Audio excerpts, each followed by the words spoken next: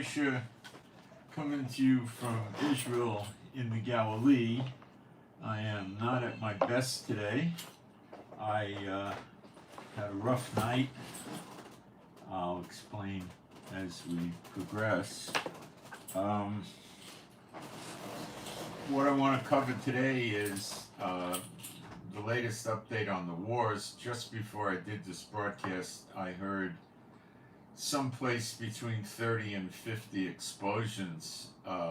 It wasn't in my immediate area. I didn't hear any of the ground-based sirens go off, and it was a large barrage or something. I don't know what happened yet. It was like 10-15 minutes ago. It'll come out. I don't know what happened. It's a possibility it was the IDF running exercises and shooting artillery, but I don't know yet.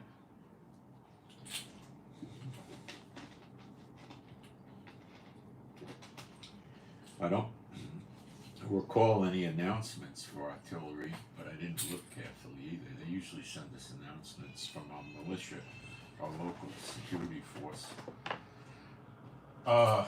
We'll cover the war. Netanyahu made some alarming concessions in the ceasefire deal, which I think is still him and Biden playing games. I don't think it's going to, be enough to get Hamas to go along. I read I watched a video from some guy that spent 24 years with Border Patrol, which I believe became ICE, and he was talking about the illegal aliens, as they're called, and he said there's been at least 16 million, and he believes it's bigger than that number. And I put that up on my Telegram. It's a 10-minute video if anyone wants to watch it. It was very informative. And you have to understand that he was saying America's already been invaded. And you have to understand that a large amount of these people, the figure floating around is 70% are military-age males. So it's a massive amount of people.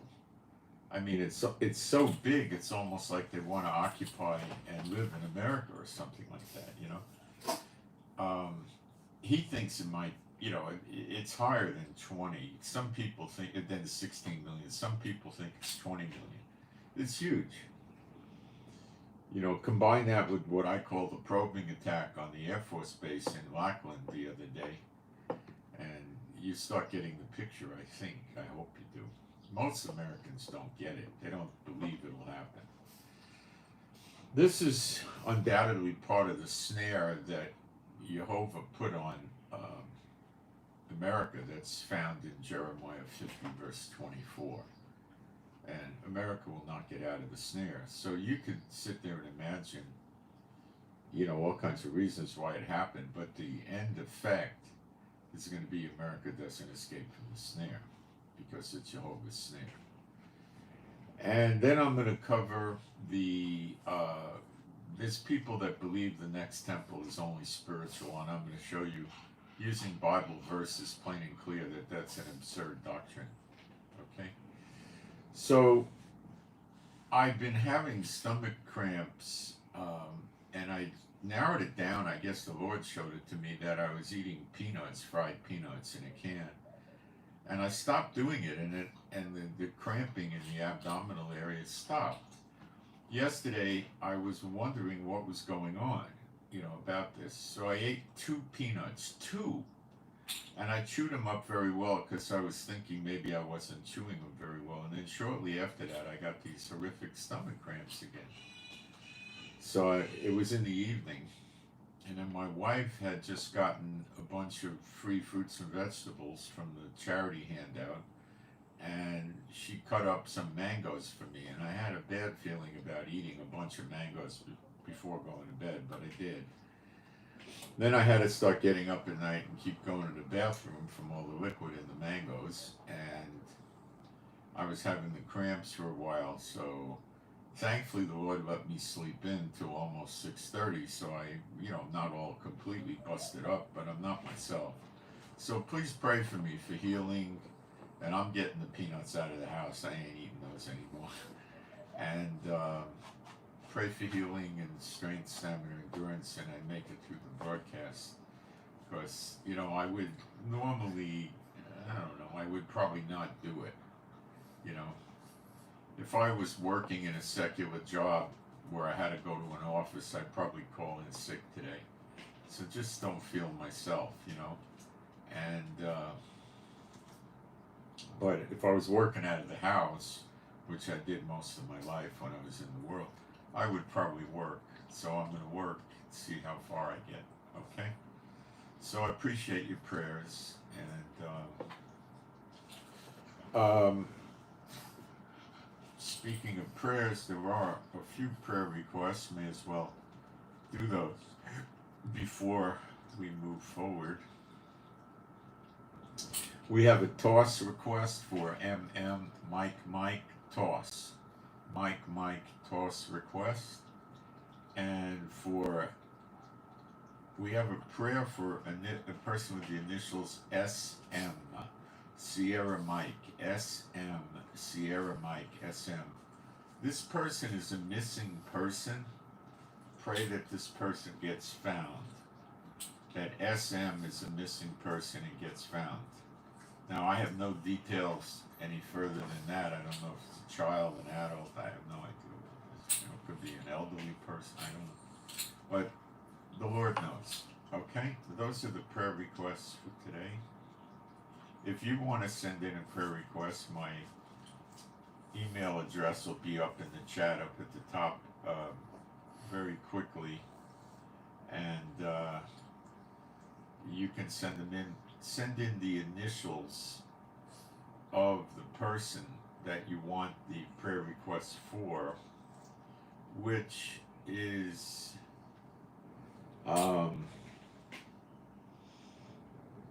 their privacy and all that. Okay, you can post it in the chat, or you could wait till I post my email address up in the chat in a couple of minutes, and you could email it in for more privacy so no one knows who sent it in. There you go. We'll cover the war intel and what's going on in Israel and what happened last night. We had some major attacks in Lebanon against Hezbollah, and we'll talk about why Iran's not pushing war so far, and Netanyahu's crazy concessions to the ceasefire and this type of thing. Okay. So you'll get a lot of good war intel, and you'll be praying I hold up, and there you have it. And this thing that came on me last night, I would have to say is more my fault of stupidity than anything else. I shouldn't have tried the 2 peanuts, and I knew, I kind of got a little check in my spirit not to eat the mangoes before bedtime, but I did anyway, so it was really on me, my dumbness. But the Lord did bring me out of it. I was really in bad shape for a while. So, okay, let me go into the chat and put up a couple of quick posts, make sure we got sound and picture, which is rather important. And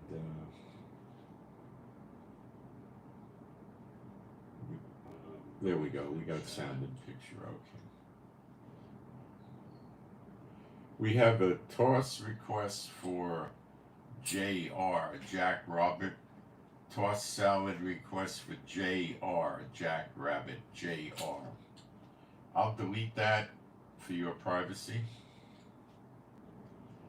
Okay, I'm going to put up a couple of very fast posts in the chat while people are coming in, so hang on, don't run away. We'll get into what Netanyahu is proposing and the stupidity of it and what the real reason for this is.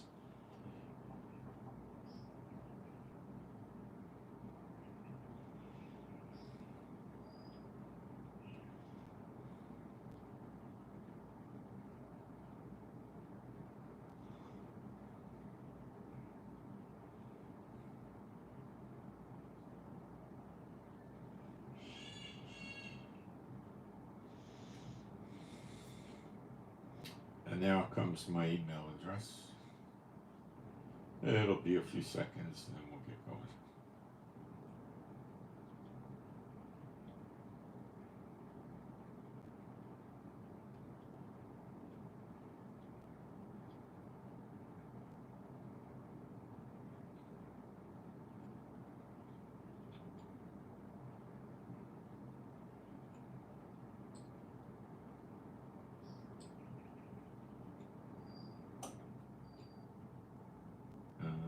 Okay, I'm done with the post. Being a Bible-believing site, Old and New Testament, I'm going to do some praise. There is no God like Jehovah. There is no God like Jehovah. There is no God like Jehovah.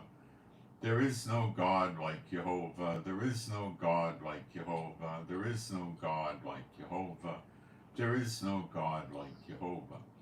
There is no Messiah like Yeshua. There is no Messiah like Yeshua. There is no Messiah like Yeshua. There is no Messiah like Yeshua. There is no Messiah like Yeshua. There is no Messiah like Yeshua. There is no Messiah like Yeshua. Okay. So, last night we went into Lebanon again, pretty deep, and we destroyed some more missile depots. Lebanon is still completely without electricity, and as I said yesterday, Kuwait is partially without electricity. They're doing I guess you would call it a round robin or something, where they're canceling the electricity in certain parts of Kuwait for so many hours a day because they don't have enough electricity to run the whole country, and they're blaming this with the same reason that Lebanon came up with, which I think is the theater of the absurd, but most of the people in the world will buy it, and that is that they ran out of fuel. Well, Kuwait is one of the very wealthy oil producing countries. They have oil and they ran out of fuel. And they're loaded with money and they ran out of fuel. Come on, are we going to believe this? So I don't have any of the details as to why Kuwait did this yet, but something's afoot, okay? Lebanon is still out. It's probably going to be till the 24th till they turn the lights on again. Israel's method of attacking Hezbollah is to hit structures and individual terrorists and targeted assassinations of key people in Hezbollah, which is the way they were doing it in Gaza. It's a very stupid way of conducting warfare. It really is. But Netanyahu's alibi for that would be the nations are imposing it on him. And this is true. The nations have a yoke on Israel. Because Israel buys into it. That's why. Okay? Iran has not yet attacked. The reason they have not yet attacked is they're afraid of us. And they're afraid of America and Great Britain and other countries joining in. And in addition, they were trying to hide behind the ceasefire by saying, well, if there's a ceasefire Hamas agrees to, we won't go through with the revenge attack and stall it to a point in time.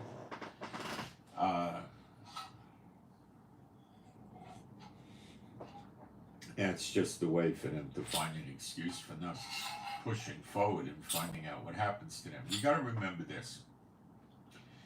Let's say they launch, 1,000 missiles at Israel. Well, that doesn't take 15 minutes. That's going to take most of the day or the whole day and maybe the night. And as soon as the missiles start flying, many of them will probably be taken down.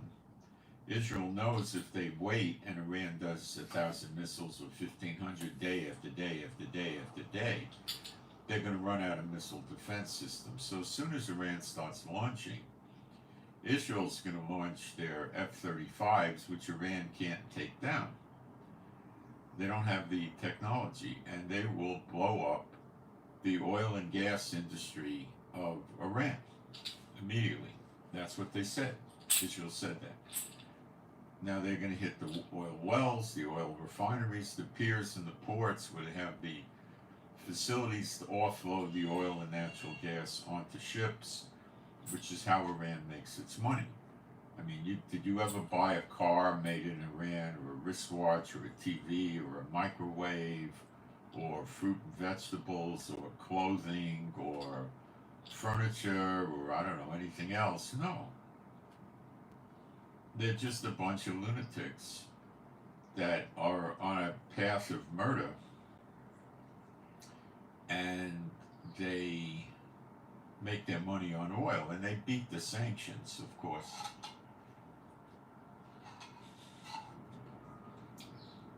One of their tricks is they meet, if they're selling oil to country X, they meet X out in the ocean someplace, and they send a tanker, an Iranian tanker, full of oil or natural gas, and then they transfer the oil at sea to the ship that's buying the oil. And that's one way they beat the sanctions.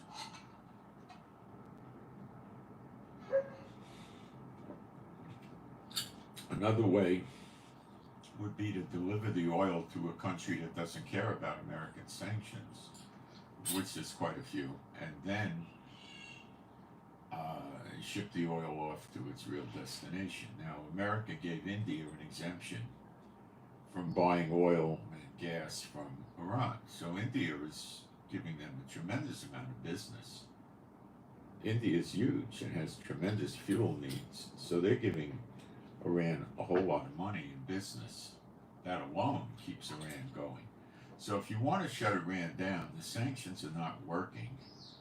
They're working, but not well enough. The way you really shut Iran down is you destroy their pipelines for oil and gas, you blow up their piers, their refineries, and that's the end of the satellite states, because Iran will have no money to support them.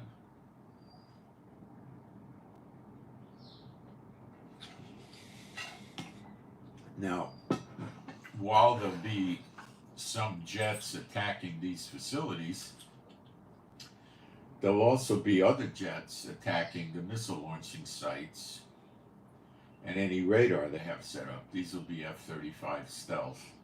And then after them comes the F-15s with heavy armaments, and they'll bomb more and more military installations, missile launchers and things like that. And then military bases, airports, weapons storage facilities, factories that make weapons. You see, you're thinking Israel may go and just attack them over 2 or 3 hours. No. Israel will attack them several times a day for days at end. Because once they start this, they know that they can't just do a controlled light attack on Iran and then withdraw and hope they taught Iran a lesson. It's like trying to teach a serial killer a lesson. You know, they don't teach, you know, they don't learn. You got to put them away. One way or the other, you got to get them with you can lock them up in prison forever, or you can kill them. That's about it. That's about it. That's all you're going to do. So, what Israel will do is just keep putting Iran into the dark ages. They probably will blow out their electricity. Other countries will probably join in, I'm quite certain. And you'll see the fulfillment of Jeremiah 49, the last 6 or 8 verses, where it refers to Elam being destroyed. Elam is the old country that consists of part of Iraq, Syria, and southwestern Iran. So since these portions are now contained in the national country of Iran, Iraq, and Syria, those places will all get it. And it says enemies, plural, will attack. And Iraq and Syria are, attacking American and UK bases in Iraq and Syria, or embassies of America. You know, they're going to get it. That's the Bible prophecy. That is unfulfilled. It says that the people living in Elam, it'll be so bad they all leave the country and go into captivity. And it says they will live in every other country in the world. So they scatter out of the place. So you can imagine how bad the destruction is. Okay? Now this need not happen in the year of redemption. This is more suited to the time of recompenses, which we're in now. Okay? America does not have 1/3 of its navy in the Middle East, like some people are saying, which is very erroneous. When you take everything America has, it's with the Coast Guard and everything, it's 475 ships. There's maybe 25 to 30 here in the Middle East, okay? Maybe another 5 or 6 in Greece and Cyprus or something, you know. A third would be, you know, 100, you know, I mean, it would be over 100, you know. There's nowhere near that. People are still saying it, but it's not true. America has F-22s in the theater here in the Middle East. It has B-1s, B-2s, all kinds of stuff, okay? Many destroyers and missile cruisers that could shoot missiles. There'll shortly be 2 aircraft carrier groups here. Each one usually can carry a maximum of 80 or 90 planes. They probably have 60 or 70 fighters. You know, it's just, you know, Iran has, you know, not a chance here. Okay? And they're putting a psychological warfare on Israel. So why would Netanyahu make this concession? The concession concerns what's called the Philadelphia Corridor, which is the area of South Gaza connecting to Egypt, where they smuggled in all these weapons, missiles, missile launches, concrete for the tunnels, steel girders and beams and doors for the tunnels. You know, if you put all this stuff on 40-foot tractor trailers, you probably would have 5,000 or 6,000 or 10,000 tractor trailer loads. Really, because there's hundreds and hundreds of miles of tunnels. We used to think it was 300 miles. It's probably 400, 500. So, miles of tunnels. So, they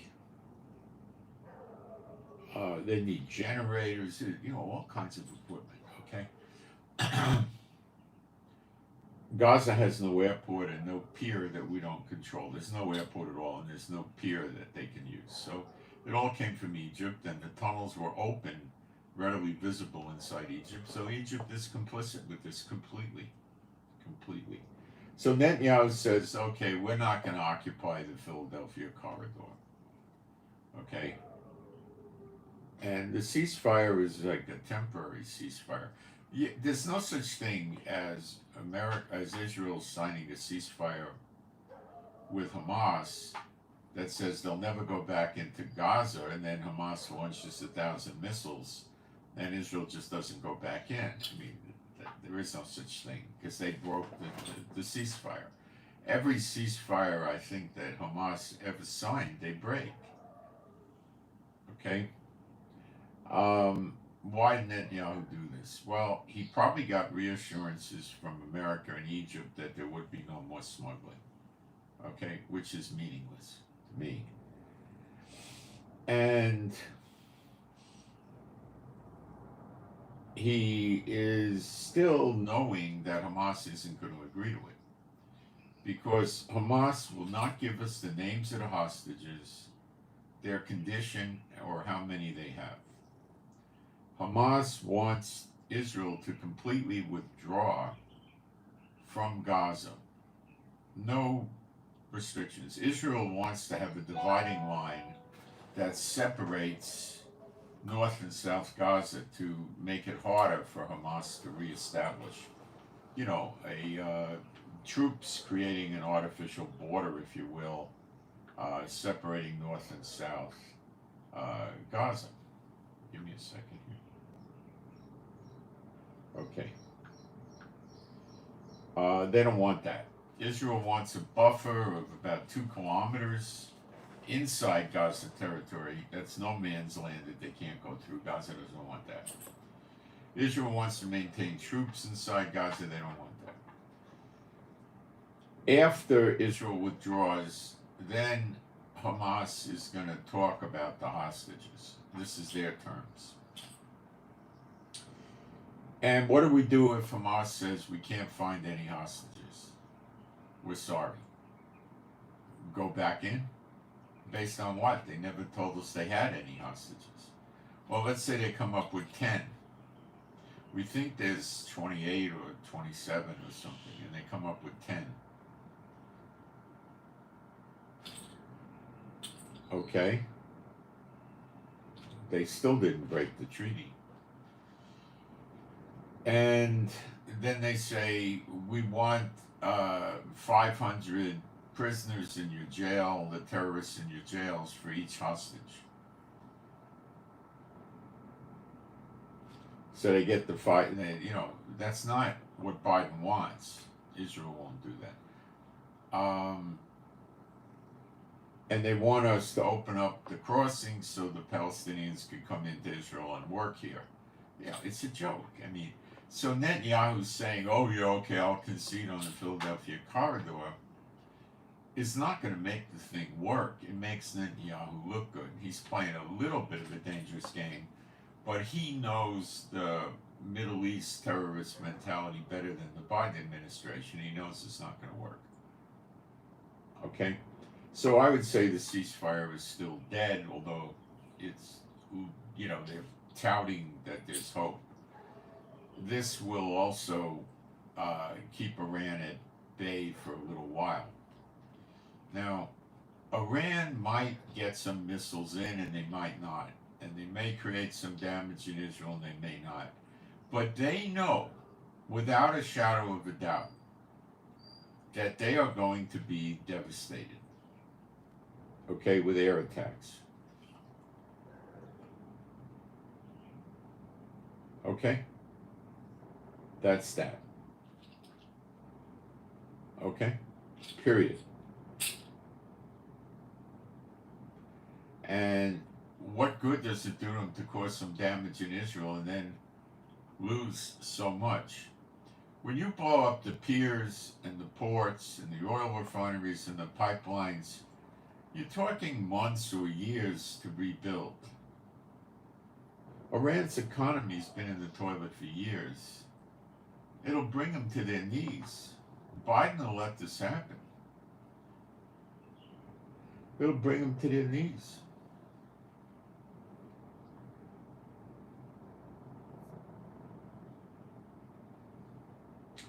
So we know in prophecy that more than one country is going to be attacking Iraq, Syria, and Iran. Okay? So all we got to do is wait for it. And they all lose. The Iraq, Syria, and Iran lose badly. So Netanyahu is basically doing preemptive attacks at Hezbollah in Lebanon to destroy as much of their weapons, missile launchers, and infrastructure command centers as he can. Because when the eggs hit the fan with Iran, Hezbollah is likely to try to throw all it can against Israel. Okay? Now, the tunnels. Israel has fantastic tunnel detecting equipment. They know where the tunnels are. They know where they come into Israel. They don't go deep into Israel. They don't go 15 miles into Israel. They go a few hundred meters or a quarter mile or something like that. They're not going to go that far. Maybe they go a mile. Soldiers are all over the place. So Israel has a choice. Israel can destroy the tunnels, which is not hard. Let's talk about tunnels. Tunnels could be down in the earth 2,000 feet. They're not, but let's say that, okay? And you can't bomb them, okay? I mean, their tunnels are probably 200 feet or something like that. All right, maybe less, maybe 100 feet, which is still very, very difficult to bomb them. 2,000-pound bombs are the biggest Israel could muster on their aircraft, and that is probably not enough, but if you use multiple like you know where the tunnel is and it's marked with a laser or something, and you put 4 or 5 bombs in an area of 100 yards, it's probably going to mess the tunnel up. Okay. The tunnels are not the Rock of Gibraltar. They're gonna, enough percussive force on the surface. They're gonna fail. Okay, but let's talk about, you got to get in a tunnel and you got to get out of a tunnel, right? The tunnel is no threat to Israel if there's no exit of the tunnel. So all you got to do is locate the exits, wait for them to come out, have a bunch of charges planted there, like a few 100 pounds of explosives or less, and just blow them up and then collapse the tunnel entrance. And that's the end of the threat. And you kill a bunch of them. I'll be right back. It's not a hard thing to do. If you don't want to do that, you can just put 25 soldiers there with heavy weapons and destroy them when they come out.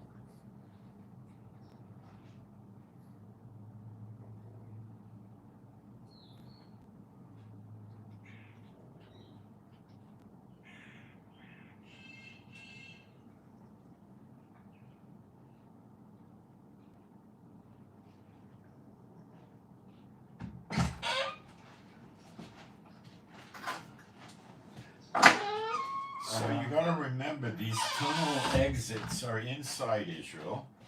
Hezbollah does not have the ability to walk around and inspect these tunnel exits to make sure they're not booby-trapped.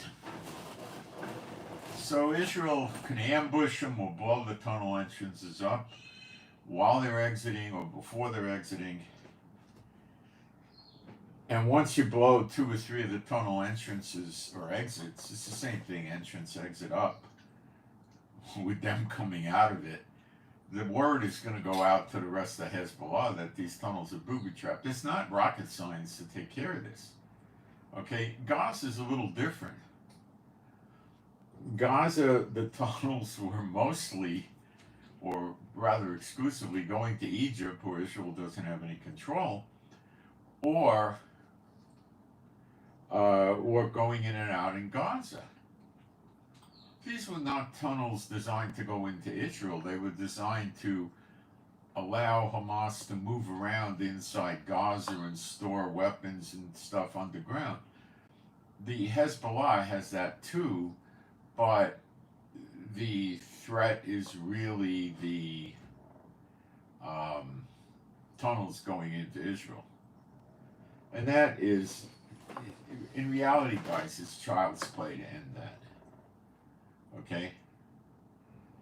It's nothing to blow them up. The satchel charge, you put it by the entrance, you run away, it blows up. That's it. They don't have construction inside Israel where they can repair it. They don't have any ability. So nobody's really that worried about them in their tunnels. I mean, it's a threat, but it's not, anything that is so severe. I got to take care of this for a second. It's my supermarket.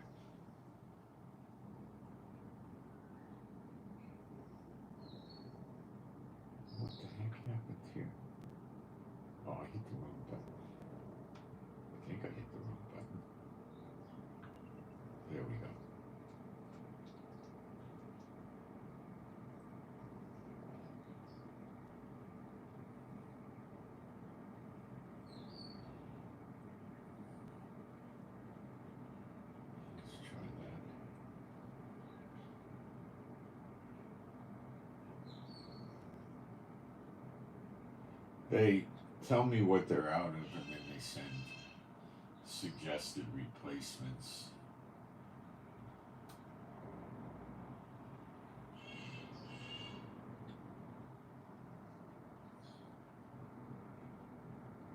Okay, that's it.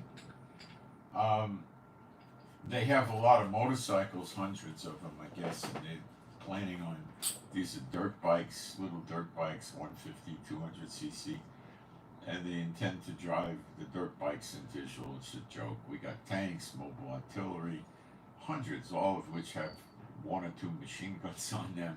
We got artillery, we got mortars, we got Humvees, we got personnel carriers, we got Apache helicopters, we got jets. What are they going to do?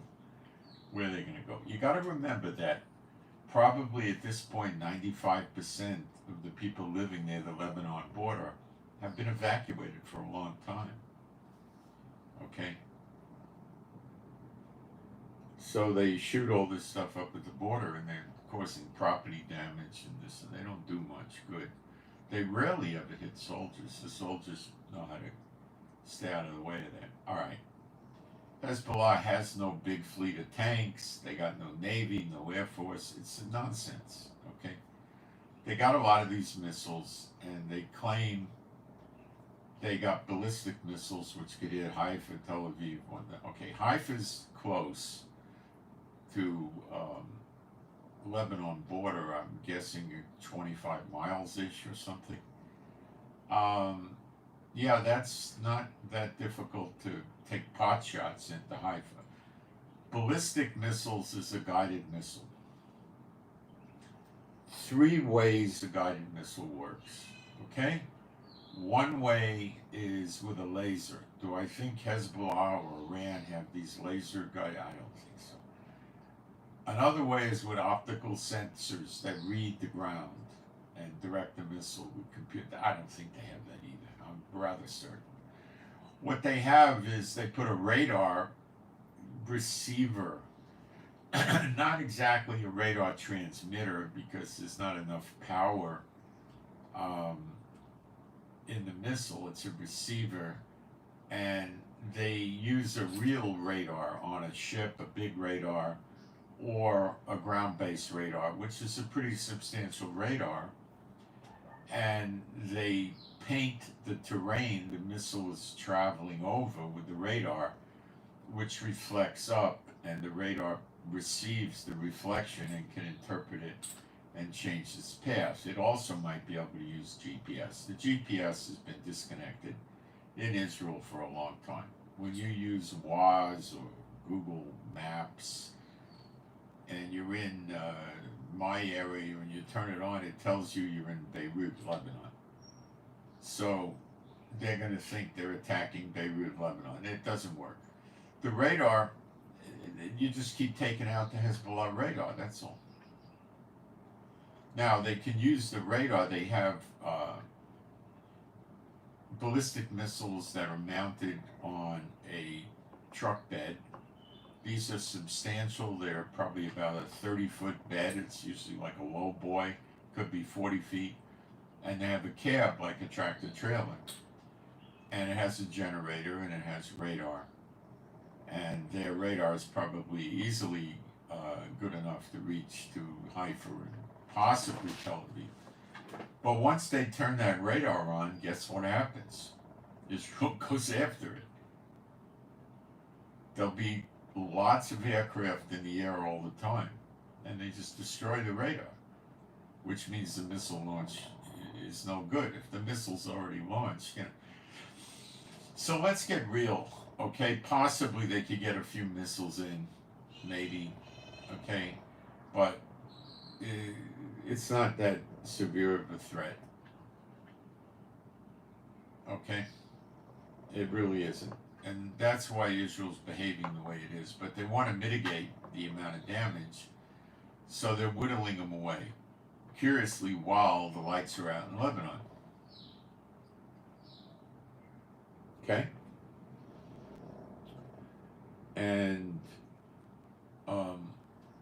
Netanyahu is probably making concessions in the peace deal to buy time, keep Iran at bay. See, the idea is to keep Iran at bay until Hezbollah is deactivated tremendously.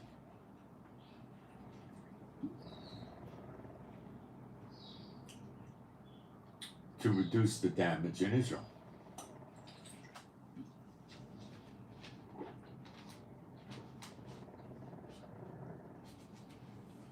Then Iran gets it.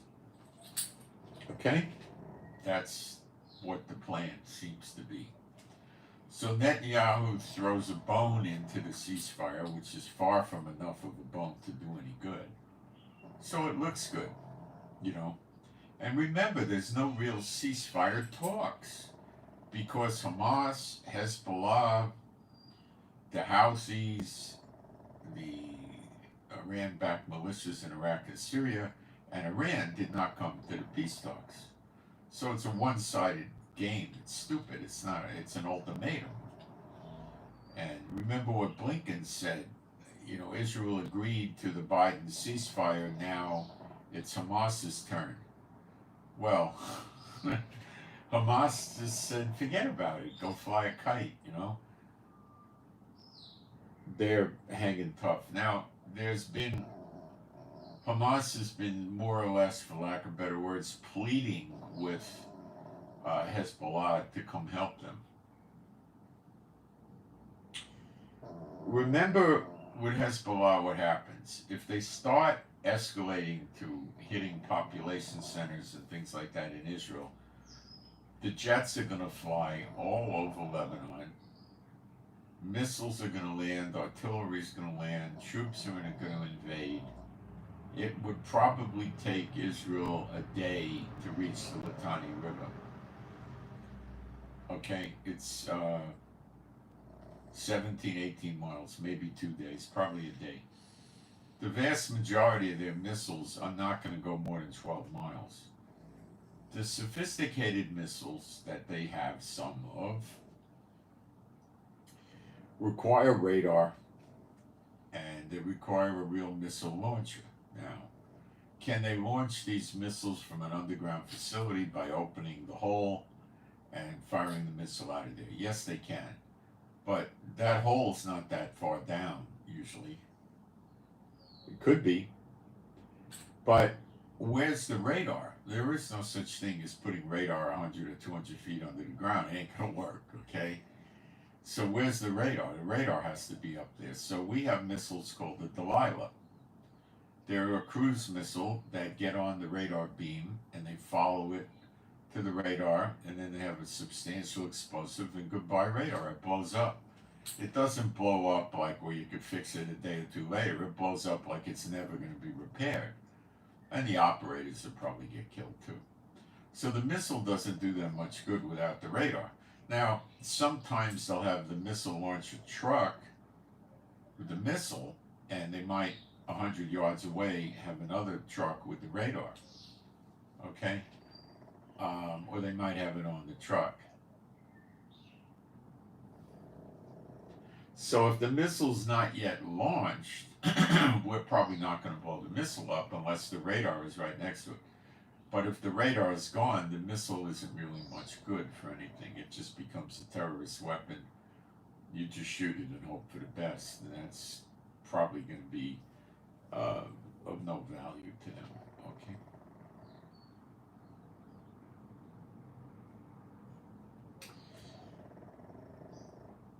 So that's what it appears like Netanyahu's doing right now. He's peeling the layers off the Hezbollah onion, and because when the attack comes on Iran and Iraq and Syria, Hezbollah is going to launch at us with everything they got. The Houthis have not been able to attack a ship in quite a number of days now. So the British and American attacks on their radar and missile launches have been, I would have to admit, successful. I see no reason why the Houthis would not be attacking ships in these current days unless they can't. Iran's also afraid to send a warship over there now to guide the missiles and the drones and the drone boats to target, which they were doing in the past.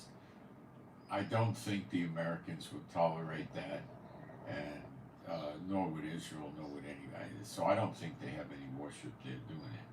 See, you can put a pretty good radar system on a warship because the warship's got massive engines. They could generate a massive amount of power and electricity.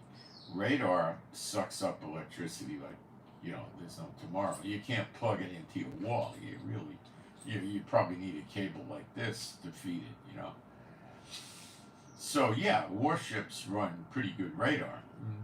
American warships will have, probably 3 different kinds of radar, they'll have all different setups, But, again, it's not under the ground, it's above the surface, usually on the top of the ship. And then you can get into electronic jamming, countermeasures, all sorts of stuff. Takedowns from the countries that said they'll help Israel by knocking down the weapons Iran shoots at Israel, which would be UAE, Bahrain, Saudi Arabia, and Jordan. Okay? And maybe more that didn't want to admit it. Maybe that's why Kuwait pulled this phony electrical outage, because it doesn't want to take down the missiles and drones because they're scared of Iran. Kuwait has no allegiance or loyalty to anybody but Kuwait. Okay? They don't care about Israel, they don't care about America, they don't care about Iran.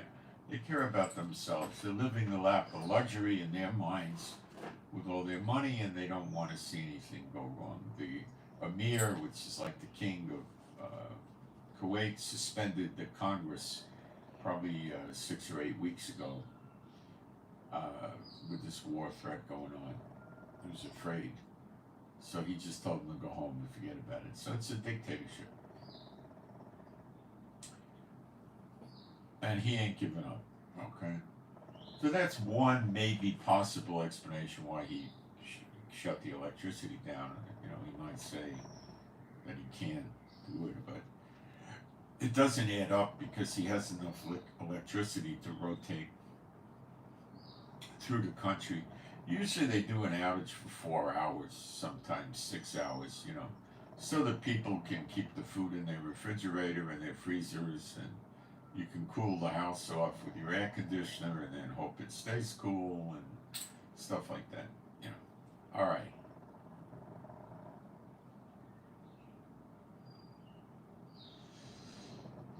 Ukraine plans on expanding even more the amount of ground they occupied in Russia. They blew up 3 bridges that Russia needed to do a ground invasion into that piece of territory that Ukraine's occupying in Russia. So Russia can't do a ground invasion, and they're both losing. And the bottom line is neither one of them is likely to win. They're both losing. NATO entering a war with Russia, I don't know about that. Eventually it'll happen, I believe. And I don't think it won't happen. I think it will. I don't think Russia's in anywhere near a position to come help Iran, and that's another reason Iran is scared. They're all alone. China ain't coming. So Iran ain't gonna pick up the phone and call for help. Nobody's there. Who's gonna come?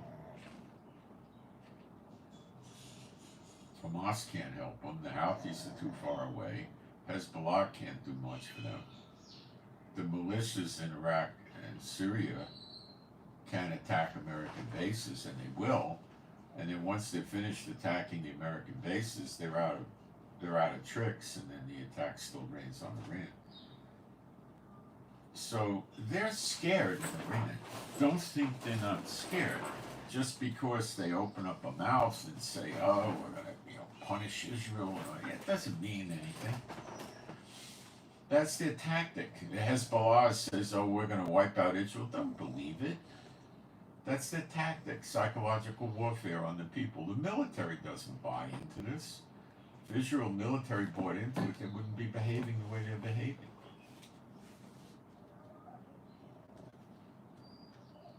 Right? So, basically, that's what's going on in the war. I'm going to see if I have any questions in the chat. I don't think I do. So the next thing we're going to see is more of destruction of weapons inside Hezbollah, in Lebanon with Hezbollah, and we're going to see more positioning of military assets by America, possibly other countries in the Middle East, and they're going to get ready for Iran. They have had it with Iran. Iran is backing the Houthis, which stopped shipping in the Red Sea. They set up Sudan in the Red Sea with missiles to stop shipping further north in the Red Sea. Russia also is building a naval base or an air base, I think a navy base in Sudan. And they want Algeria to pinch off the Straits of Gibraltar and stop shipping from going to the Atlantic to the Mediterranean and vice versa. So Iran has plans to cripple Europe and America and South America. It's nonsense. So, when you look at it, it's a greater, deeper problem than Israel. That America and NATO has with Iran. Now, you gotta not discount the sleeper agents. Iran is probably afraid to launch the sleeper agents, as is Russia and China. North Korea, I don't think, is afraid of anything. They're worse than a serial killer. They're off their rocker over there. So,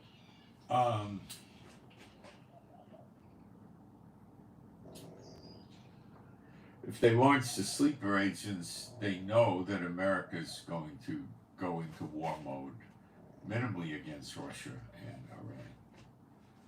China cannot take on America without Russia, Iran, and North Korea, and they know that. So they're afraid to launch the sleeper agents because, number one, they don't know how well it'll work. It could always fail, even though it looks like it's going to win. And America has a tremendous amount of military assets distributed around the world that the sleeper agents cannot kill. Okay?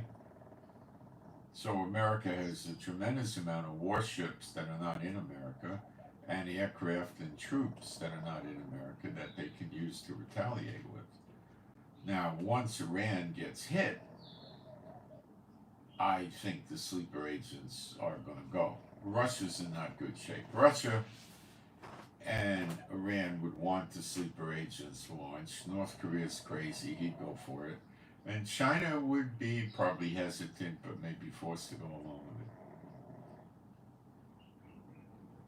Don't discount the sleeper agents. All these people running around, giving you all this intel about the war, telling you they're Christians, telling you Gog and Magog is next, which it's not, and all of this nonsense are not telling you about the sleeper agents now. They don't know what they're doing. Or they would be talking about it heavily.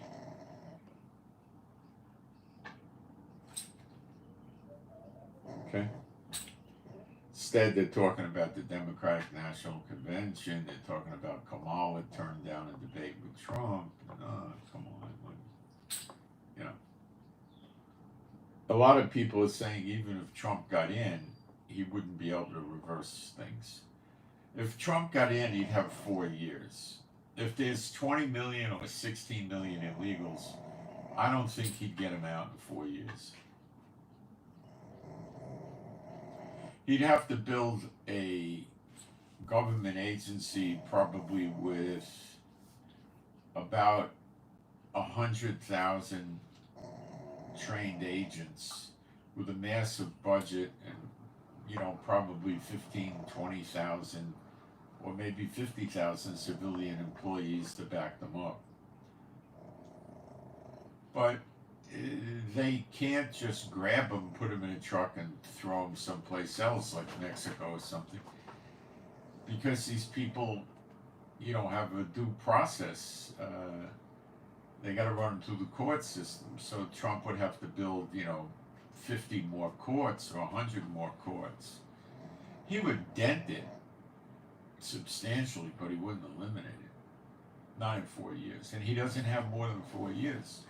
He had his first 4 years, and he gets another 4, and that's it. Is Biden pulling? Is Netanyahu? I'm sorry. Is Obama pulling Biden's strings, like a lot of people say? That's a conspiracy theory. I have no proof. It looks like it, but you know, um, this guy that was the high-ranking immigration officer, he was like, he wasn't the head of it, but he ran, you know, a big, you know, area for them. He said that Biden doesn't know if he's on the moon or not. He does speeches and says he's the vice president, and he, you know, all this stuff. So Biden may just be doing what he's told, and you know, Obama may be leading him on, and Obama may be trying to destroy the United States or convert it into a Muslim nation. There's no way, shape, or form they would need more than 500,000, 1 million sleeper agents, okay? 2 million. To bring them up to such a high level, if you're going to run with, let's say, 20 million or even 16 million, 70% sleeper agents, you got millions and millions and millions and millions. You don't need that many. What are the real plans? Not just to destroy the government of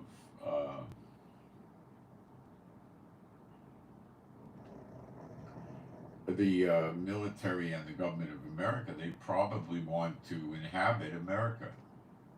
Now, when we study Jeremiah 50:51, we read about them taking a spoil, and they won't be disappointed, they'll get a spoil. When you study the word spoil, it doesn't, you know, it means, it could, you know, to kill them, to ruin it. And it says they'll get her storehouses and stuff. So yeah, they're obviously going to do some looting and pillaging. But do we ever read about them leaving America, these sleeper agents, or the invaders? No. Interesting. We don't read about them leaving.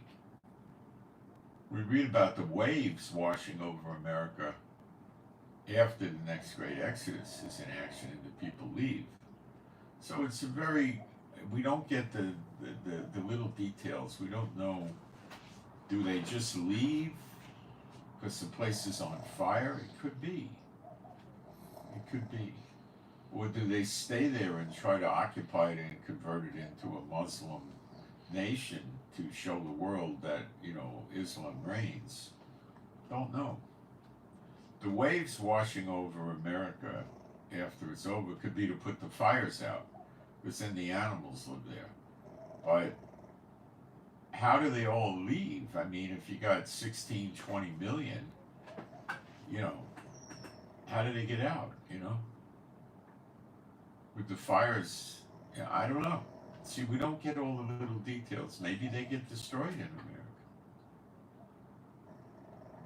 They kill the military. It says all America's military gets destroyed. So that would be abroad and in America. And the militaries of the nations are destroyed. God had it with them, okay?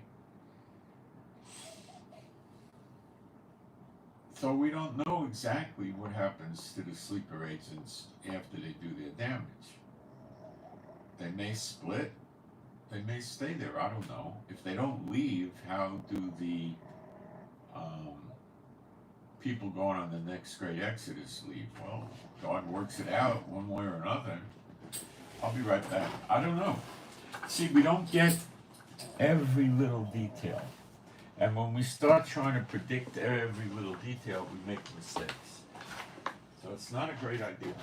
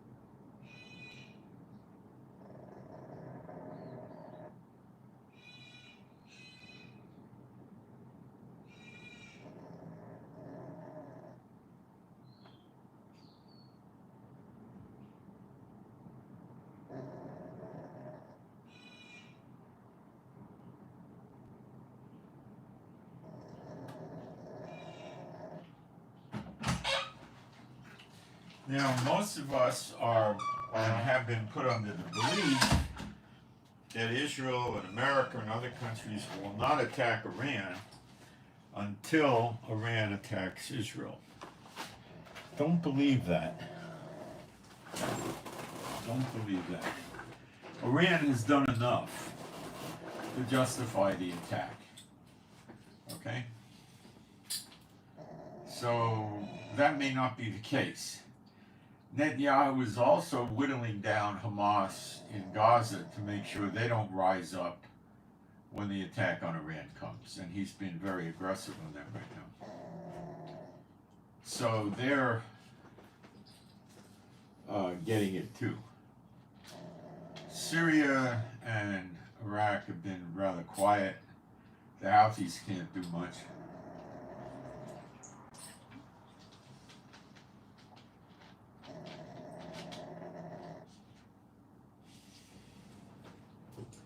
It comes, don't worry.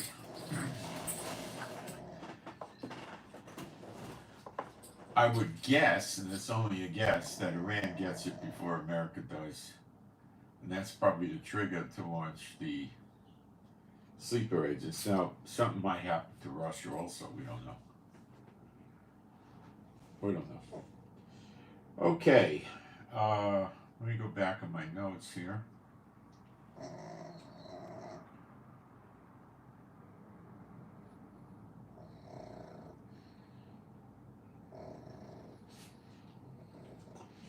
Now, we probably have at least 1 billion people in the world that go to churches that think there'll never be another temple. Or, worse yet, they think the rabbis will build another temple for the beast to stay in. Okay? So what I need to do is debunk this for you with the Bible verses plain as day.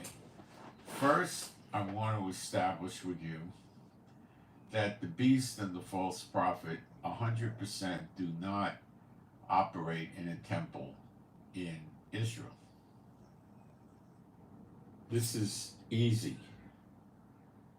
And you'll see it. I mean, you'll have no doubt.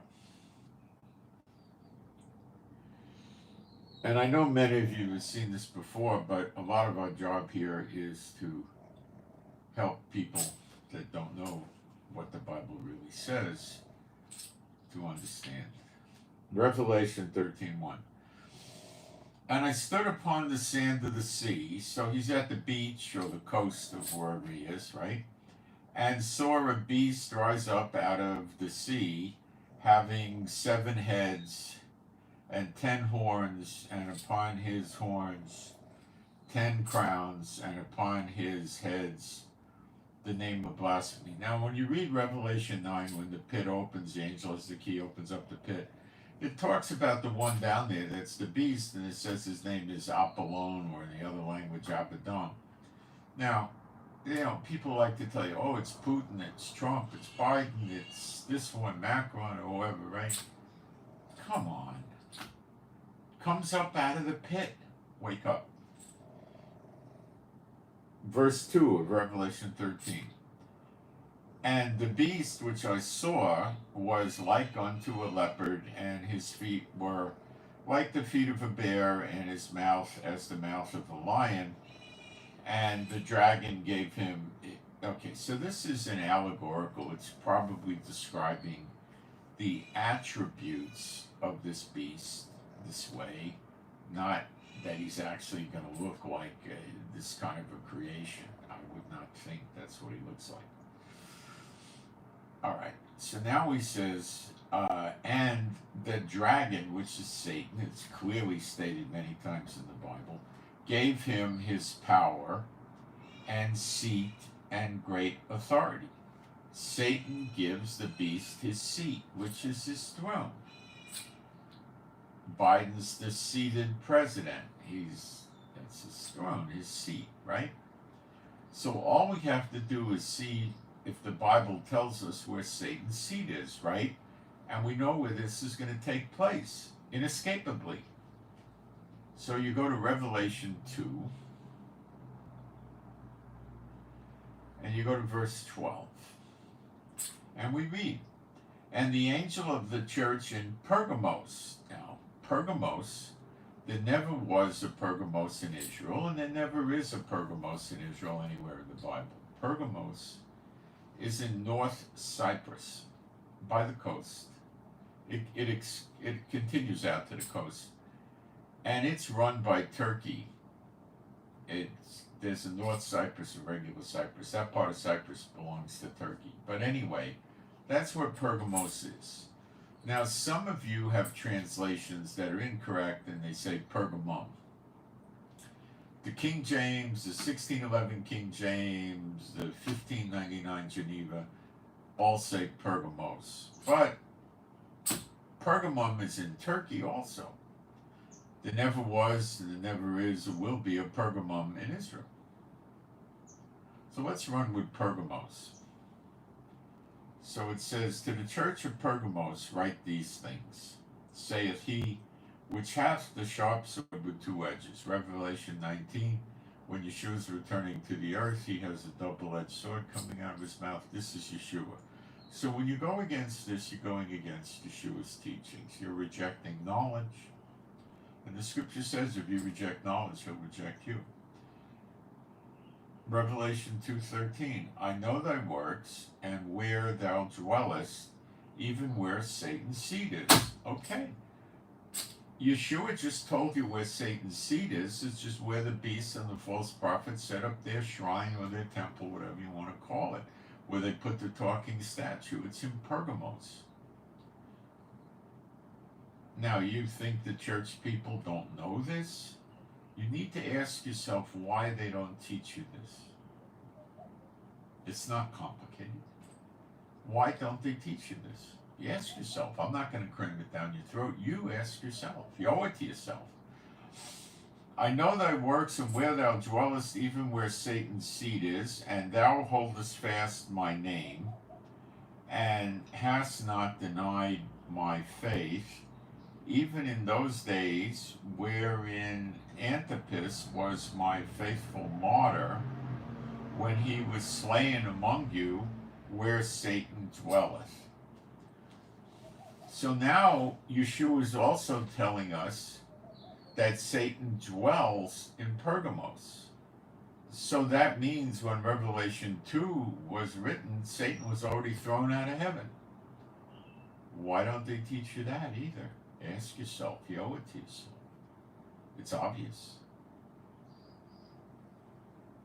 I've never seen one churchianity teacher run around and teach what I just did.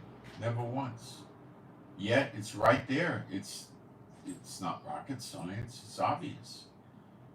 So ask yourself why they're not teaching this. You owe it to yourself, don't you?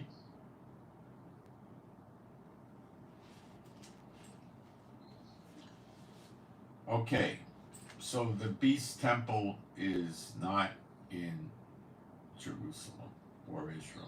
Okay? All right. Next. They teach that the law is dead.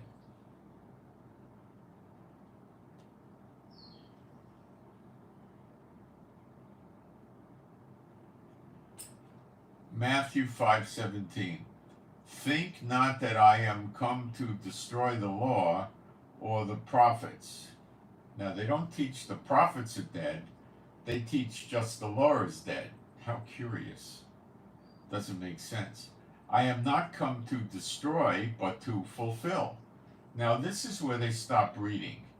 And they say, well, Yeshua fulfilled the law, therefore there is no more law. Oh, really? Let's keep reading. For verily I say unto you, till heaven and earth pass, one jot or one tittle shall in no wise pass from the law, till all be fulfilled. I'm going to keep reading. Whosoever therefore shall break one of these least commandments, and shall teach men so, he shall be called the least in the kingdom of heaven. But whosoever shall do and teach them, the same shall be called great in the kingdom of heaven. So you cannot make a case that the law is finished. You can't. I'm going to read you Hosea 6, 1 and 2, which the church also never teaches. And it'll open up prophecy to you tremendously. Hosea 6, 1 and 2. Come and let us return unto the Lord. Well, the church can't tell you that's the church because it says return to the Lord. So it's obviously Israel. For he hath torn and he will heal us. He hath smitten and he will bind us up.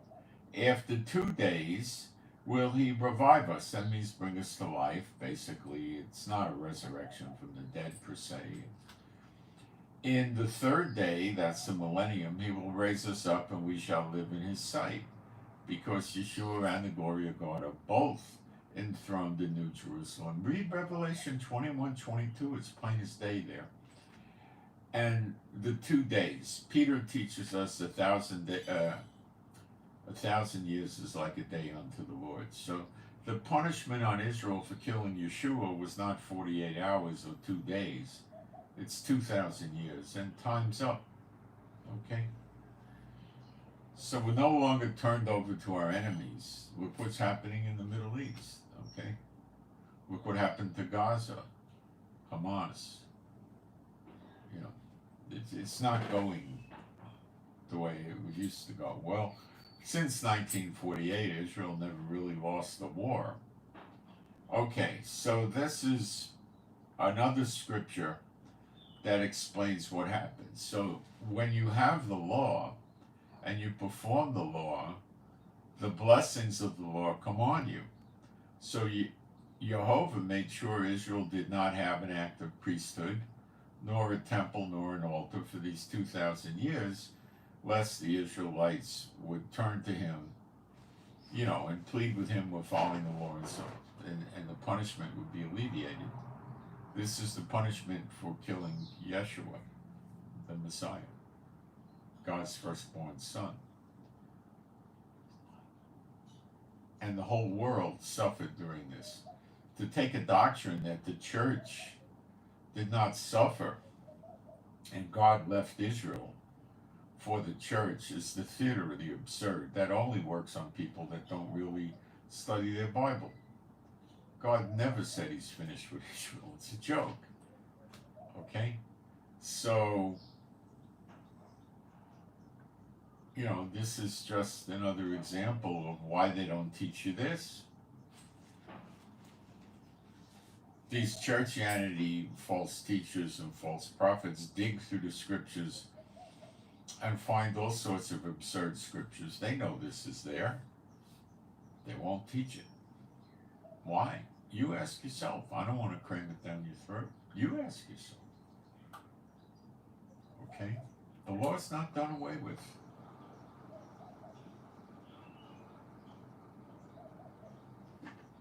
Now, I want to prove it to you a little bit more.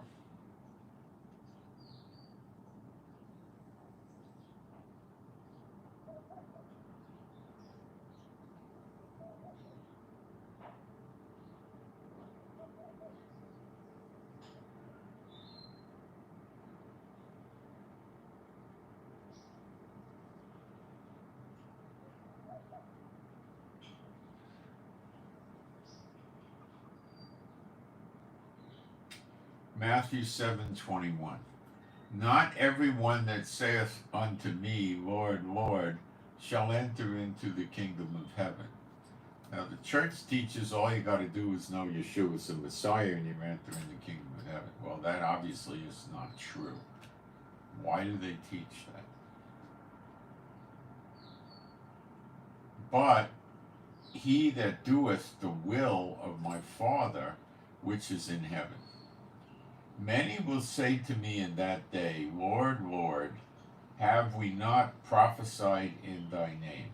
Now, this is Yeshua talking. The Jews never prophesy in Yeshua's name. Oh, the Messianic ones might, but the rabbis in the synagogues, they never do this. This is the church. It's not the Buddhists, it's not the Hindus, it's not the Muslims, it's not the atheists, it's the church. Remember that. Many will say to me in that day, Lord, Lord, have we not prophesied in thy name? And in thy name have cast out devils. Again, this is the church only. And in thy name done many wonderful works. Again, this is only the church. And this is the judgment. And then will I profess unto them, I never knew you. Depart from me, you that work iniquity. The word iniquity is a confusing word that the English translators use that we don't really normally understand the meaning of. It's not something we use in our everyday vocabulary. It's like Old English. It means lawlessness.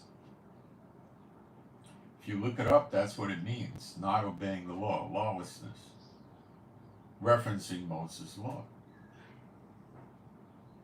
Which is consistent with Yeshua saying, as long as there's a heaven and earth, no one jot or tittle shall be done away with from the law. And these are the people in the church that teach and practice the law is dead.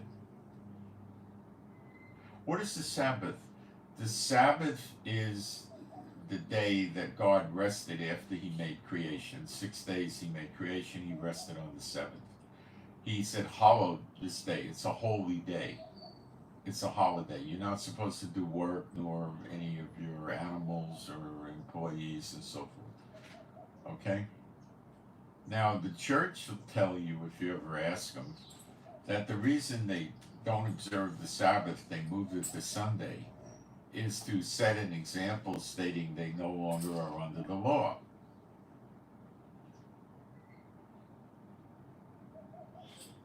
That's what they say. Try asking them. I did. Years and years ago when I went there. That's what they tell. That's what they teach. Okay? But how? There's no scripture that says the Sabbath will ever be moved to Sunday. It's Friday night to Saturday night. And it celebrates or makes holy the day that God rested after he made the creation. He didn't make the creation on their calendar. In other words, the day of rest was not Sunday. That was the first day he started making creation. They have no authority, no right, no scripture to do this. This is an abomination. Yet they do it. Now, what phony god was born on December 25th?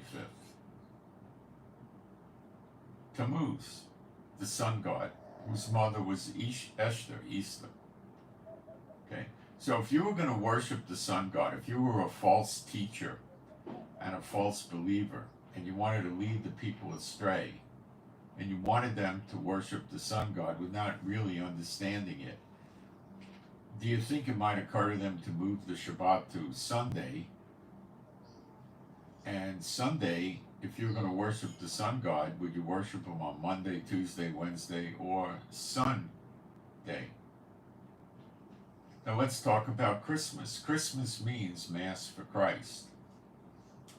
It stems from the Catholics, and all the English translations of old stemmed from the Catholics.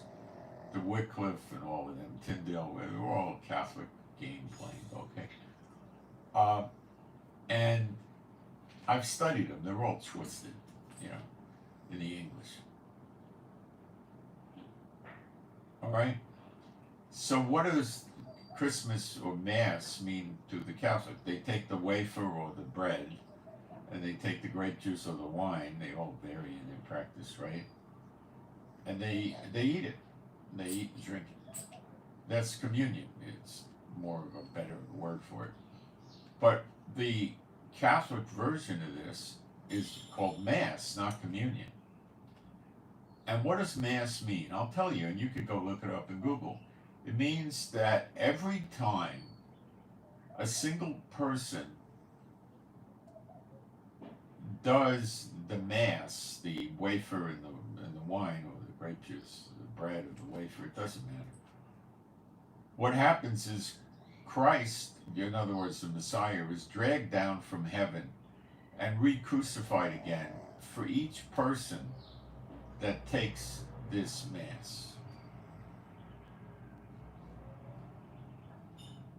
That's what it means. It's sick. Of course, it's not true. They even go far to say that he's dragged down against his will. So if 3 million people take Mass, he gets dragged down 3 million times. It's theatrically absurd, but that's what it means.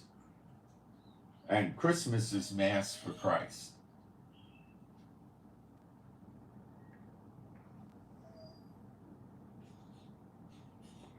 He was not born on December 25th. He was the Lamb of God. That's why he was in a manger.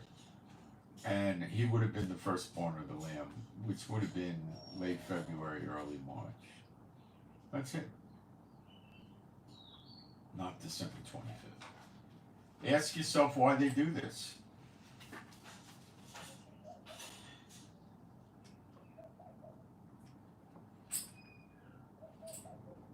Now, let me take you a little deeper.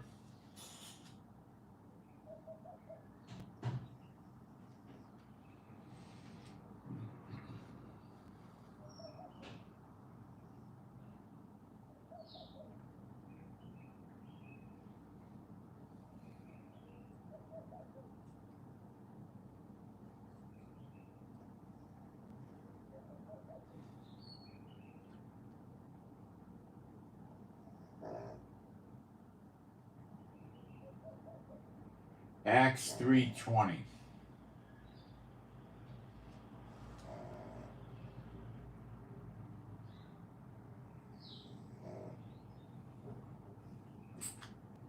And he shall send Yeshua HaMashiach, which before was preached unto you, whom the heaven must receive until the times of restitution of all things, which God hath spoken by the mouth of all his holy prophets since the world began. Well, since the law is not done away with, don't you think that would include obeying the law again?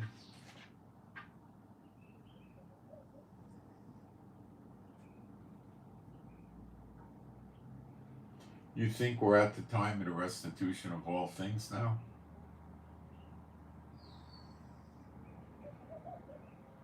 I don't. I don't know how you could.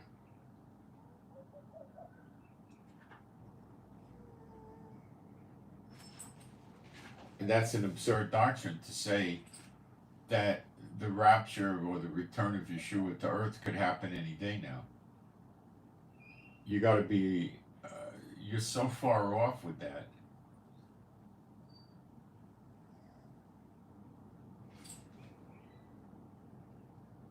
Psalm 110:1.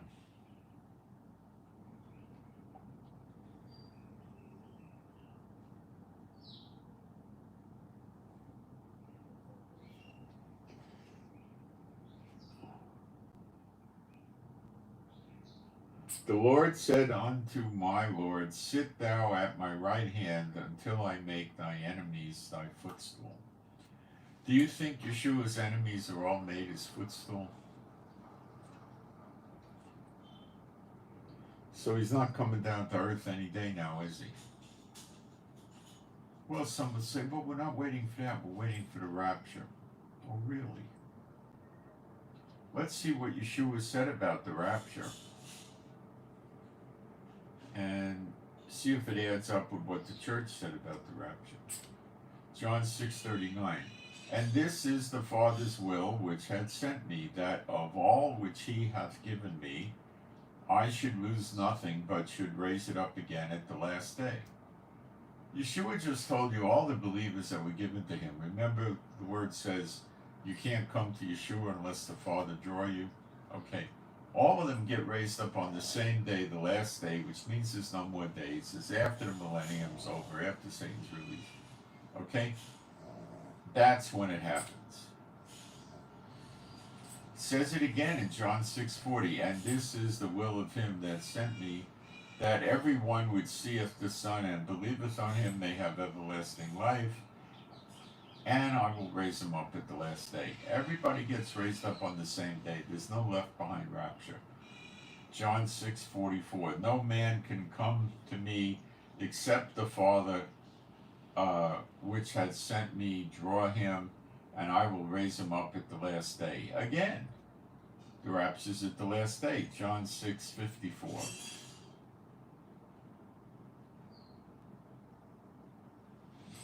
Whoso eateth my flesh and drinketh my blood, that's communion, correct communion, not mass, hath eternal life, and I will raise him up at the last day. All right. Everybody gets raised up on the same day, the last day. There's no left behind rapture. Why do they teach this? Why do you believe it? Ask yourself. You owe it to yourself. Now, why is their temple not spiritual? Well, first let's go to Malachi 3.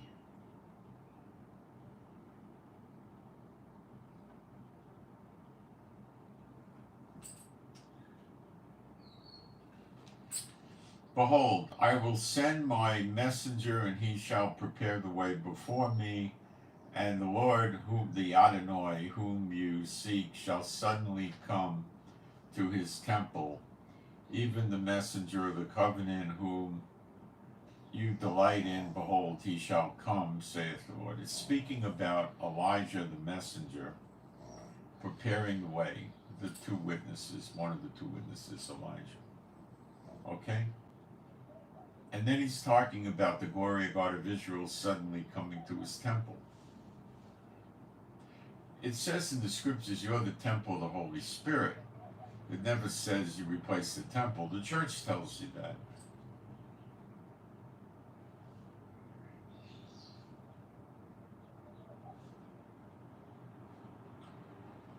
Then it goes on and says, but who may abide the day of his coming, and who shall stand when he appeareth? For he is like a refiner's fire, and like a fuller's soap. And he shall sit as a refiner and purifier of silver, and he shall purify the sons of Levi, and purge them as gold and silver, that they may offer unto Jehovah an offering in righteousness. Then shall the offerings of Judah and Jerusalem be pleasant unto Jehovah, as in the days of old, as in the former years. Well, that doesn't sound like anything that ever happened in the past. Elijah purifying the Levites and purging them so they make the offerings acceptable. When you combine that with the glory of God of Israel going into his temple, obviously there's another temple.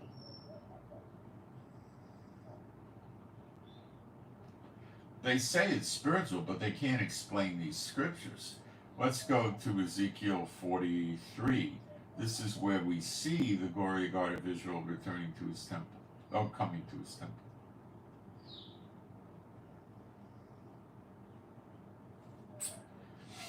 Afterward he brought me to the gate, even the gate that looketh towards the east, and behold, the glory of the God of Israel, notice it doesn't say the glory of the God of the church, came from the way of the east, and his voice was like a noise of many waters, and the earth shined with his glory. Remember, if you're a believer in Yeshua, he refers to you as his brethren. He's a Jew, basically, from the tribe of Judah, Yehudi, would be the correct word.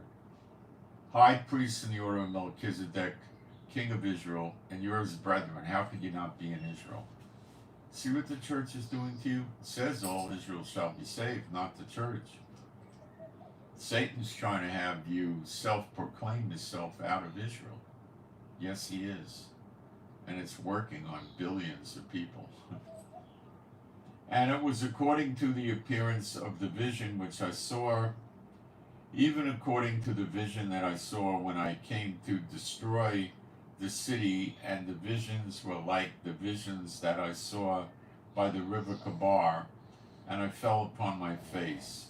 And the glory of the Lord, of Jehovah, came into the house by the way of the gate whose prospect is towards the east. This is him suddenly coming to his temple. The temple's there first. So the Spirit took me up. Now, could the blessings of the Lord come on Israel without the glory of God in the temple? Yes. And the glory of God of Israel is referred to as Israel's reward, his reward again. So the Spirit took me up and brought me into the inner court, and beheld, the glory of the Lord filled the house. And I heard him speaking unto me out of the house. And the man stood by me. And he said unto me, Son of man, the place of my throne, and the place of the soles of my feet, which I will dwell in the midst of the children of Israel, Jerusalem's the midst, forever. Forever. And my holy name shall the house of Israel no more defile, neither they nor their kings by their whoredom, nor by the carcasses of their things in their high places. In their setting of their threshold by my threshold, and their posts by my posts, and the wall between me and them, they have even defiled my holy name by their abominations that they have committed. Therefore I have consumed them in my anger. This is the past. Now let them put away their whoredom and the carcasses of their kings far from me, and I will dwell in the midst of them forever. Thou son of man, show the house to the house of Israel, that they will be ashamed of their lawlessness, and let them measure the pattern. And if they be ashamed of all that they have done, show them the form of the house, and the fashion thereof, and the goings out, and the comings in thereof, the forms thereof, and all the ordinances thereof, and all the forms thereof, and all the laws thereof, and write it in their sight, that they may keep the whole form thereof, and all the ordinances thereof, and do. This is the law of the house upon the top of the mountain. The whole limit thereof round about shall be most holy. Behold, and this thing jumped on me. Wait a second.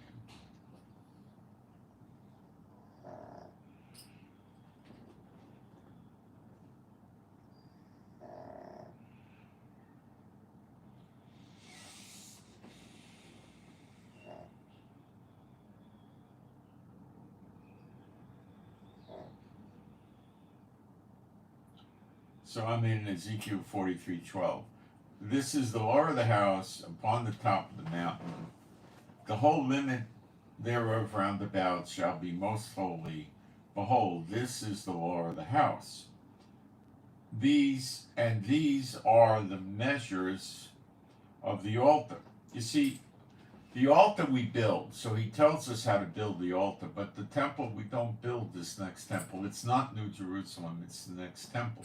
Inner courtyard, outer courtyard. It's not 1,500 miles by 1,500 miles or 1,500 miles high with streets of gold. No. This is the next, the fourth temple, the next temple. And we don't build it. He never gives us the precise details. He tells us the law, how to go in, how to go out, a rough idea of what it's going to look like, but we don't have the details to build it like we had with Moses and the tabernacle. We don't get that because we don't build it. And I'll establish this for you in Ezekiel 37, the last 3 verses. Ezekiel 37:26. Moreover, I will make a covenant of peace with them. It shall be an everlasting covenant with them. And I will place them, that means put them, and multiply them, and will set, it's the same word as put, as place. It's the same word, Natan. 54:14 is Strong's. They changed it to set to confuse you, okay? And set my sanctuary, the word for sanctuary is mikdash. It means temple. It calls it sanctuary instead of temple to confuse you, I think. in the midst of them forevermore. God puts it there. He places it there. We're not building it. I'll keep going. My tabernacle also shall be with them. In 2 Maccabees 2, chapter 2, it explains that the tabernacle with the altar of incense and the Ark of the Covenant was hidden in Mount Nebo, and we get it back when the Lord shows mercy to Israel. This might be used in the wilderness when the people come on the great Exodus, stop in the wilderness to pass under the rod and enter into the bond of the covenant. So very likely could be there. Okay? Or it could be in Israel, I don't know. Maybe the tabernacle comes first and we get the blessings of the Lord then, and then the temple shows up. I don't know. We don't get all the little details. Yea, I will be their God, and they shall be my people. And the goyim, the heathens, shall know that I, Ani Yehovah, do sanctify or make holy Israel, when my sanctuary shall be in the midst of them forevermore. So that's the time that's probably coinciding with the appearing of the sign of the Son of Man on the clouds. Let's read it again. My tabernacle also shall be with them. I will be their God. No, I'm reading the wrong verse. The last verse, 26. And the heathen shall know that Ani Yehovah, I Yehovah, do sanctify or make holy Israel, when my sanctuary shall be in the midst of them forevermore. Well, if this is just a regular temple, they wouldn't think God sanctified or made holy Israel, or righteous, whatever word you want to use. It's more like holy. But if the temple came down from heaven, it looked like it came down from heaven, and all of a sudden it just showed up, then they would realize Jehovah sanctified Israel. Not if a bunch of rabbis built it. And that's consistent with Ezekiel 43. Ezekiel chapters 40 to 48, 9 chapters in the Bible deal with the temple. The book of Joel deals with the temple, which is Gog and Magog, basically. Ezekiel 8 to 11 deals with the temple, which is also Gog and Magog. Zechariah 14, which is Gog and Magog, the great day of the Lord, deals with the temple. By talking about offerings and stuff.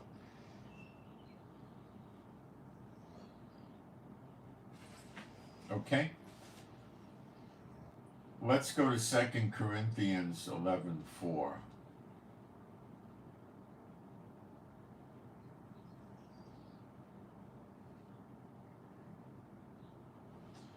For if he that cometh preach another Jesus, that's the December 25th sun god Jesus, whom we have not preached, or if you receive another spirit which you have not received, in other words, a spirit that's unclean, not the Holy Spirit, or another gospel which you have not accepted, you might bear well with him. And that's what many of you are doing. You're putting up with these churches giving you another Jesus, another gospel, and the people that get indoctrinated into these churches and become a member and they lay hands on them, I'm quite sure that's how they're passing unclean spirits into them.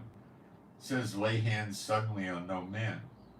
Well, because if you lay your hands, let's say for healing or something, for someone that's a false believer that has a demon, the demon can pass to you. It works both ways.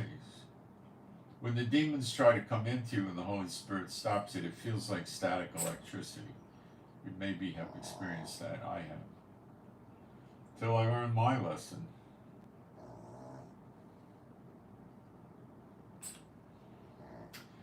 So it's rather absurd to believe the next temple is spiritual. There's been 3 temples so far. Why they teach there's only been 2 is absurd. Why don't they teach the truth? Well, Satan's the father of lies, isn't he? First temple was Solomon's. The second one was Zerubbabel, who definitely was a legitimate temple of the Lord. The third one was Herod's temple, which Yeshua referred to when he was chasing the money changers out with a rope. He said, "My Father's house shall be a house of prayer." You made it into a house of merchandise. So it was a legitimate temple. And the next temple we call Ezekiel's temple. They teach the next temple's the third temple. You see, there's something wrong, and they should know better. And they do know better, but they prefer to lie to you. And you should ask yourself why.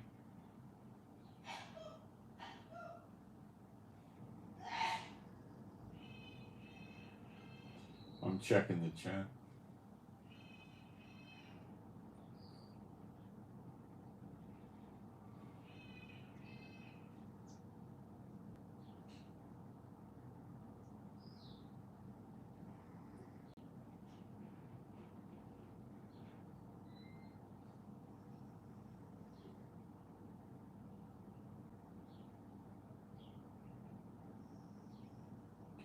Yeah, we use God's calendar. The moon is determined by the appearing of the new moon sliver. And it's basically 12 months, 30 days times 12, 360 days. Yeah, we do that. I report on the spotting of the new moon in Israel too. Usually on my Telegram and also in YouTube. The Essenes calendar is, I don't know what the Essenes calendar is. It's very plain from our Bible what the real calendar is, and that's what we go by.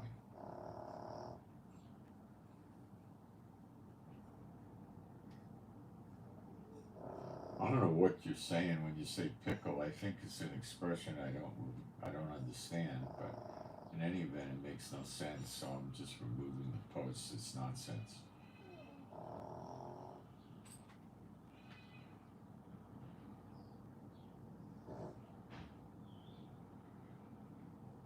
Okay, so I think I covered what I set out to cover for today. Thank you for those that send offerings in. The description box has offering information, as does the chat. I posted there. Please pray for me and my wife, Rivka, for our peace, safety, protection, joy, healing. Pray for our animals and pets to be happy, healthy, and whole, and not sick or hurt. They're all rescues. Pray we don't have to go in the bomb shelter. And pray for better videos. Pray for the peace of Jerusalem. And I hope you got something out of that. Now, I'm not cramming it down your throat why the church is not teaching you some things and teaching you some things against the scripture. But you owe it to yourself eternally. Figure it out. And by all means, go to Jehovah and ask him. Ask him about me. Ask him about what I taught. Ask him if it's the truth. My references are Yeshua HaMashiach and Father God Jehovah. Go to them about me. Go, please. Please. You ever hear the other guys talk like that? You ever hear him teach when you come to a house, send your shalom to the house, and if the Son of Man be there, it'll rest on the house. If not, it'll return unto you? I've never heard a single one of these churchianity people ever preach it. It's in your Bible. They don't want you to do it.